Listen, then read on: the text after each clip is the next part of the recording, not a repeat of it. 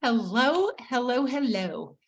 And thank you for being here again at Persistence U podcast. Of course, you know by now that we are on YouTube in the last many episodes, just as we are on audio wherever you listen to your podcast. So thank you so much. I know your time is a gift, and it's one that I don't take for granted. Today, we're going to hear from, in just a moment, Deborah Covell Fletcher, who is now an adult educator, a speaker, and a mom of twin daughters. She also works as a realtor, and it kind of feeds her obsession with snooping around in other people's homes, which I think sounds like pretty much fun. As a busy mom and advocate for her daughter who lives with multiple disabilities, Deb found the time to jot down stories, lessons learned, and inadvertent observations, most which found their way into her book, Finding Your Hey, H-E-Y. Anyhow, I'm really looking forward to hearing how this journey began for Deb, from being a mom to a disabilities advocate and then an author. In other news, it will be Women's History Month soon. By the time this airs, today's date is in fact February 20th, but by the time this airs, maybe it'll already be in April. What I'm looking forward to is speaking at a few women's history events. If you have need at your college or at your nonprofit for a professional speaker, do consider me. I've got a speaker reel at my website at lameredith.com. I'm also looking forward to, in April, speaking at the Tennessee Fitness Spa again. And thank you so much, Carol Krein, my friend, and her dear connections for making that dream happen. I love that spa. It's different than a foofy spa that you might be thinking of, but it's so beautiful in the gorgeous nature in Tennessee with healthy food, opportunities to exercise, and great chances to teach workshops and to attend workshops. So I'm really excited for that. Thanks for being here as ever. Feel free to join me if you're interested in supporting this podcast or my writing at my Patreon page. Find it in the show note links, or buy me a cup of coffee. That's a one-time little tip that you can give. Either way, no more than $2 to $5. And just you being here is support enough, so please don't feel pressure. Love having you. We'll certainly adore having our guest in just a moment. Let me know what's new with you and what you're interested in hearing these days. Find me at lameredith.com or listen to the backlist of more than now 110 episodes. And thank you again. Deborah, thank you so much for being here today and being my guest on Persistence U. I am so happy to hear about your journey. Thank you for having me. I'm happy too. I'm really thrilled. I loved when I was reading your bio where you talked about, you're living the dream, about to have twins some years ago. And then came a moment that you thought, wow, my dreams might be over, or are they? So can you tell us a little bit about that, the listeners at Persistence U who might not know you just yet? Yes, thank you for that intro. Yes, I was indeed living a dream, and I was rudely awoken, if you can call it that. So I was very happily married, and I was pregnant unexpectedly with twins. It's something that can happen to anyone, apparently, identical. It's not hereditary. So be careful out there. And I was called a geriatric pregnancy at the time because I was 37. So it was a bit of a miracle. It did happen. And I was quite shocked to find out that it was twins. And at that time, I think I was 18 weeks pregnant. It was at the first ultrasound. And the technician announced the news. I thought, you know what, now this is getting real. And so I was a little bit, we were absolutely astonished. We were excited. We were thrilled, and I was laughing hysterically. I remember that. And then I asked, well, what are they? Because I wasn't going to ask, actually. I wanted to be surprised by the birth, but I just, for some reason, I felt like I needed a little bit more information up front, since there were two in there. So they told us they were girls. So of course that sets that expectation that, oh my goodness, two little girls, it's going to be so much fun. And so that all of those expectations that we had were not met. And, you talk about when expectations in life, we all sort of have a dream, as you put it, and as I had mentioned. And when that doesn't come to fruition, whatever that dream may be, we deal with the emotions around that. So we deal with the disappointment. And in my case, it was pure grief is what we were dealing with, because we really didn't know what to expect after they were born. They were born prematurely. And then at 3.5 weeks was when we got the diagnosis that one of our daughters was, she had a brain injury, probably from the birth, and she would have physical disabilities, and they weren't sure what the extent of them would be. Oh, wow. Yes. So you went from feeling like, wow, I got, two daughters to, oh my, Now I what do didn't I see this do? coming. Didn't see this coming. Yes. And so it was the grief really came from that loss of, okay, my life isn't going to be what I thought it was going to be. Right. And I don't know how to do this. And so it was a lot of fear around what we were about to embark on. And that was 23.5 years ago, to be exact. It's so amazing because, it is the dream. So many parents want to have twins. I mean, it's like, wow. But like you said, then something happens unexpectedly and you wonder to yourself, how am I going to make it? And it's hard also when it's your child, because you don't want to say I'm disappointed, but on the other hand, you don't know if you're prepared. So Right. it's difficult to, what kind of support did you get outside of family and friends? Yeah, it's interesting because you're right. I mean, it's not about being disappointed, and it was more about not being prepared and not really knowing what the future held. And in terms of her life, I didn't know how that would impact her. So there was a lot of grief around the uncertainty of that. And there was no real definite prognosis. So we actually didn't know how disabled she would be probably until she was 3 or 4. So we got an initial, the brain ultrasound when they were 3.5 weeks old told us, and then they were born and they were just both babies, and we were both thrilled and terrified. And because they were premature, they stayed in the hospital for 6 weeks, 3 days, and 12 hours after they were born. and so of course we were there too.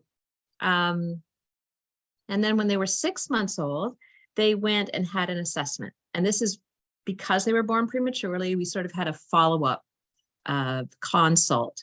And this particular doctor, they did a number of tests on both girls to see, how they were both doing.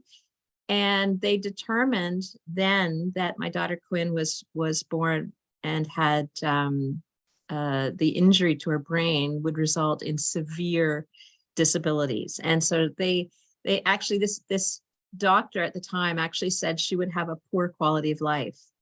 Okay. And so we took that news and we were then devastated all over again, because we had still been holding on to hope that she would be, able to lead a fairly, what we could call in air quotes, normal life. Right. Whatever so that was is. not right. Whatever that is. Exactly. Right. So that was not to be. And in fact, she is severely disabled. So she has no fine or gross motor skills. She is in a wheelchair.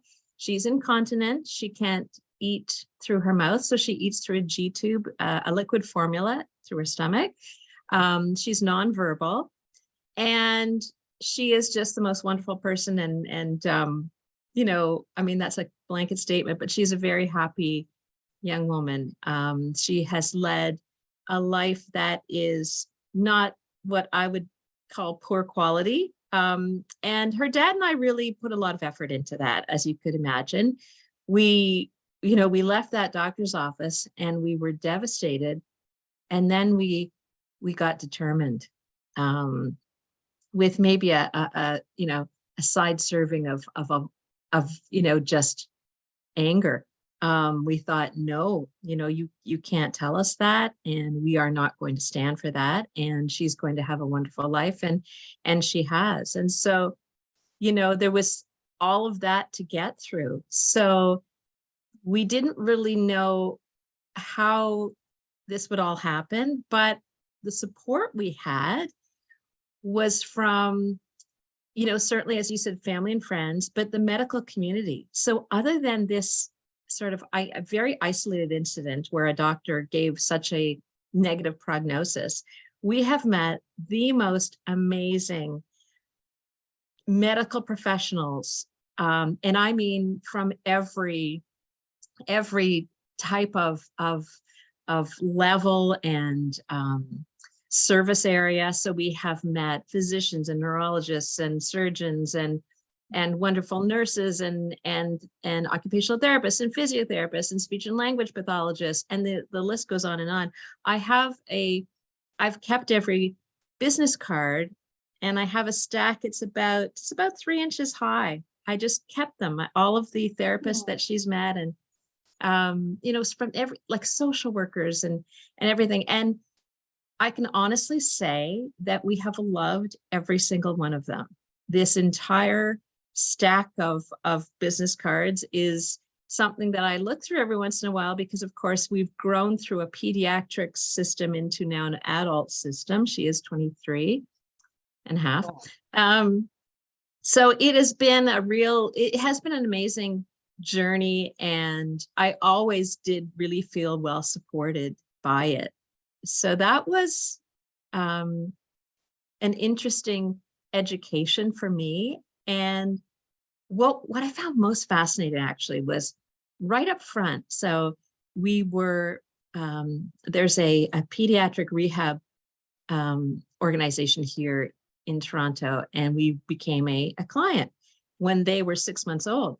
And the doctor that, he was actually the chief of staff at the time, and he turned to us as the experts of our daughter. And he never sort of said, here's what she won't be able to do, you know, and list them off. He said, we look to you as the experts, and we're here to support you. And in fact, everyone that we ever met had that same attitude, which was really quite amazing. It wasn't just, oh, you know, you don't wear your pretty little heads, you know, we'll take care of her, or we've decided that, you know, we've looked at her and she's going to do this. It was just absolutely, here's everything in the world open to you. How would you like to proceed? And that was actually a little bit scary at first, but it's also a very beautiful thing, because they do it with absolute love and empathy. And it really has been an incredible experience. Oh, that's wonderful. Do you see some of those people from the past that worked with your daughter when she was a child? I do now and then. It's funny that you asked that, because, you know, so I wrote the book and I actually sent it to one of her primary physicians that we probably met her when my daughter was maybe a year old, maybe 2 years old at the most. And she was our primary physician at this rehab center right through till she was 18, when she, you know, she's no longer in the pediatric system. And so I actually sent her a copy of the book, and she loved it. And she loved to sort of get the inside story, because she knows our family, and yet this was a bit more of an intimate view. So she was very supportive, and she actually asked if I would be willing to talk to the the publisher of the newsletter out of this rehab center that connects to families. And so she connected me there, and I had an article, in that publication, which was really nice as well. Oh, that's wonderful. Did you meet other parents, like in a parenting support group situation during your journey? Just curious, because I love peer support groups. So yes, that is something that had a profound impact on us. So there was nothing that was, I'll rephrase that. There were not as many formal support groups then as there are now. Okay. So that's getting better and better all the time. Having said that, we were connected through an organization, I believe you have it in the US as well, called Easter Seals. Yes. And yes, so we were connected to a number of families.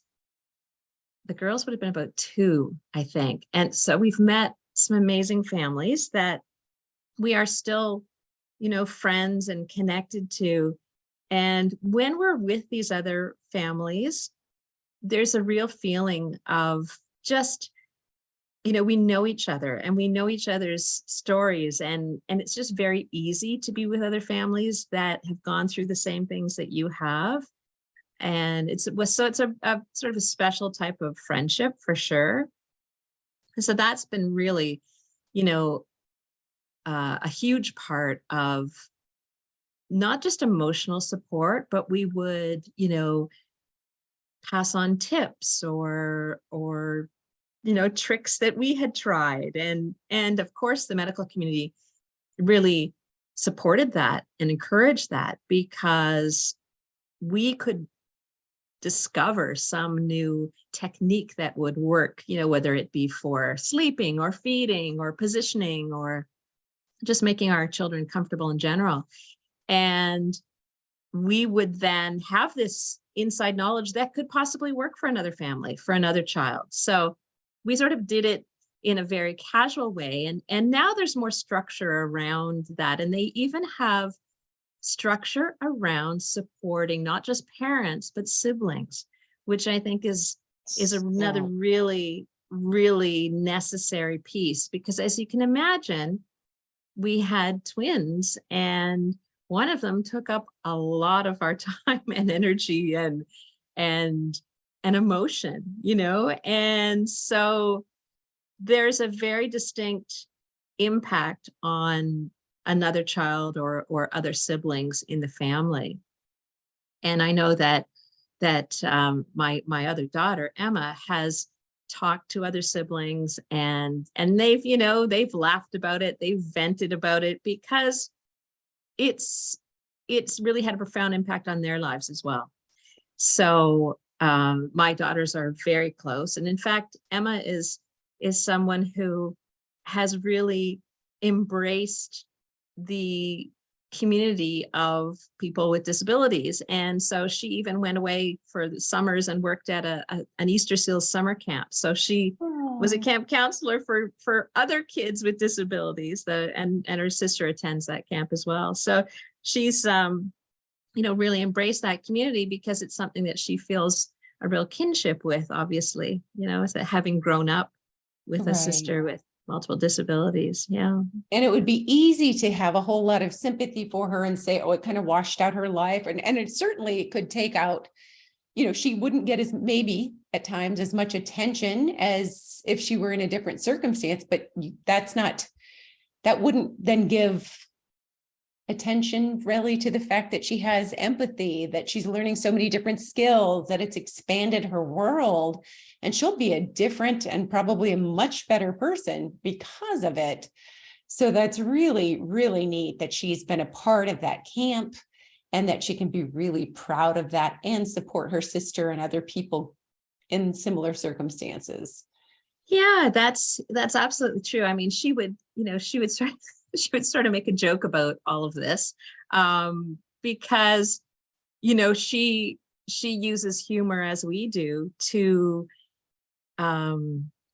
make life a little easier, to make the challenges in life a little easier, and to sort of offset any feelings of, guilt, resentment, that kind of thing. And so she's developed this really great sense of humor along with the empathy, and which will serve her well, because Oh, yes. as we know, life is full of challenges. It's not supposed to be easy. It's not supposed to be, that you achieve some level of happily ever after. And so, I wouldn't have chosen this for her, but she has learned a lot of really, really important skills and strategies and techniques that will serve her well throughout her life, for sure.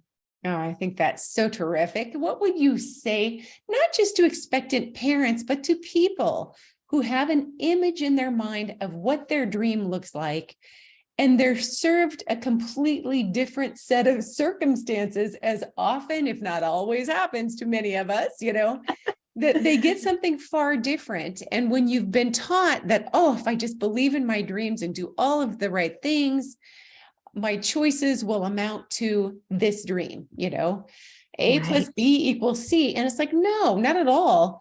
You Right. talk about having a dream and you thought the dream was over. So what would you say to that younger self now that you've gone through it and done a lot of work and are proud of your family? Wow. That is the big question. It's funny because in the beginning, there was just so much uncertainty and a lot of grief, a lot of sadness. And I remember just saying to myself, why me? Why her? And I think a lot of us do that when things get challenging. We can say this isn't fair. And so eventually, I don't know, this voice in my head just said, well, why not you?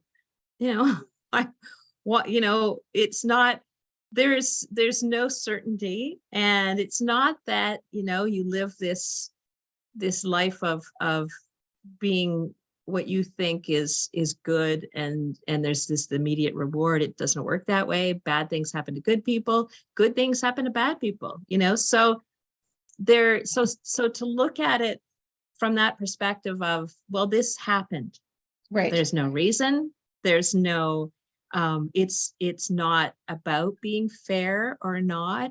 This is just what we've been dealt with here. Okay, so great, we're over that. And so now what do we do? And it really is looking at coming to that acceptance, that state of not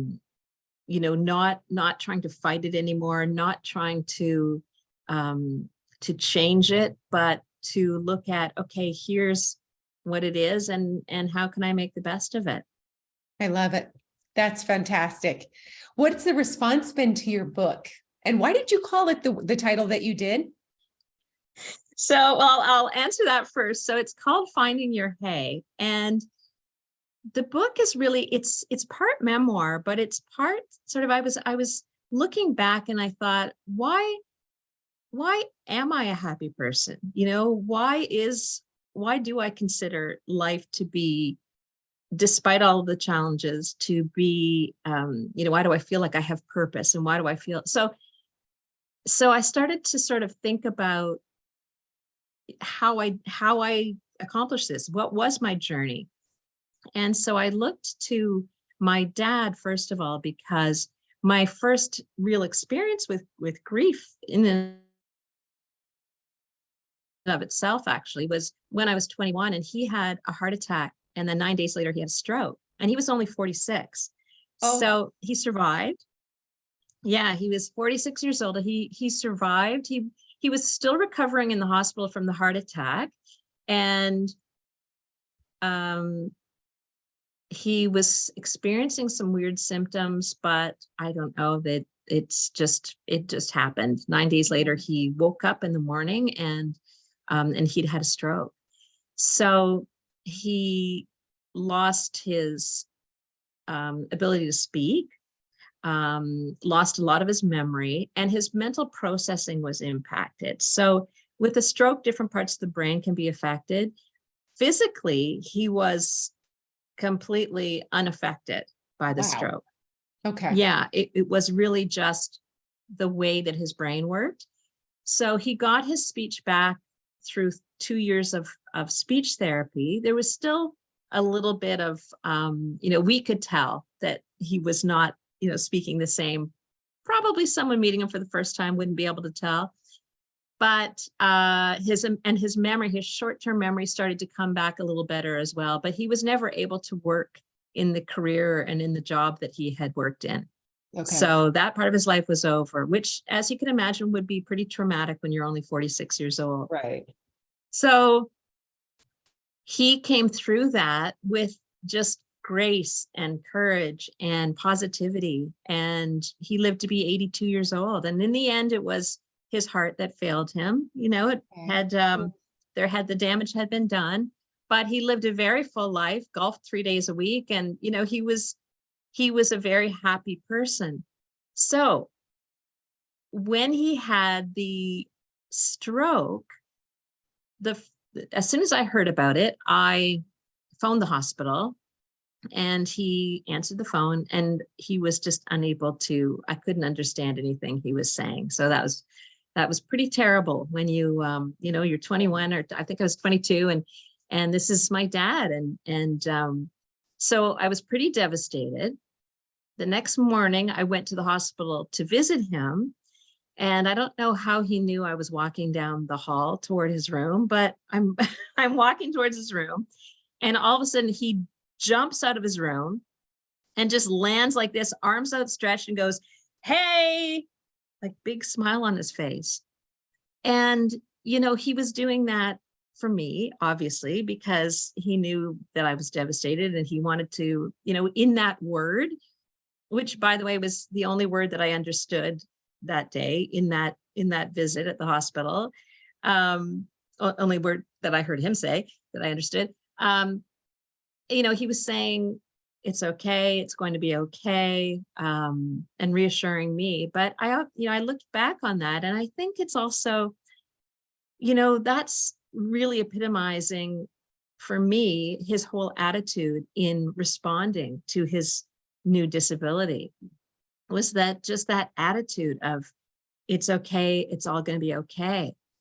And I mean, that was an extreme thing that he did, like to jump out into the hallway like that. It was pretty amazing, right? So when I was first struggling with coming to terms with having 2 babies, and one is going to have tremendous challenges in her life, and I thought about, I've got to find my hay, it's good. I've got to, somehow, and I think that that's a message for everybody. We have to find it within ourselves to find our purpose, and to find a way to live a happy, joyful, fulfilling life, despite, those expectations not being met, and those disappointments. And so that's what I called the book. And in the book, I actually, to write, I also interviewed 4 friends of mine that had completely different grief stories to tell. So in the book, they share their story. And what's interesting is that I was able to pull different elements of their stories and tie them into mine in terms of tactics or strategies, or how do you get through things. And so it really worked out pretty well for sort of wrapping that up really nicely. And because of that, it does have a very universal appeal to anyone who finds themselves dealing with any kind of difficulty or challenge or grief circumstances, for that matter, because it's not just about my story and my specific challenge. It's really about what we all go through in life, and when our expectations aren't met. I love it. It's a fabulous title, but a great backstory, because, it's absolutely okay and human to grieve that difference of what you thought was going to happen, and then, get back to here was my expectation, here was my reality. Now, let's do this, and find the Yeah. gift inside it. And I love that when you mentioned, all my dreams were shattered, or were they? And they weren't. They were No, they changed. weren't. They were changed. I once wrote an essay myself called A Dream Revised, and that's all of life. That is Right. all of life. We're constantly I love revising our that. dreams. And so anyway, I just think that is a terrific story. And thank you for sharing that. Where can we connect with you? Where can listeners connect with you and learn more about your work and your book? Well, I do have a website. It's deborahcovell.com. And I have the book is available on Amazon. So it's called Finding Your Hay, and it's available to order right now. Yes, that is so fantastic. It's just sounds amazing. And I've loved this time together. Congratulations. Thank you so much. I know it will make a great impact, or is making a great impact in the world. And thank you. Thank you so much. Let's see here. This is the part I always stumble over, which is